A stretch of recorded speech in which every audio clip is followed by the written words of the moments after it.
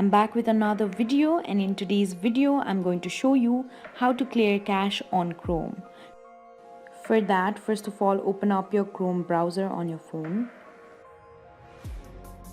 After you open up your app, tap on the three-dot menu icon which is on top right. Now go to History.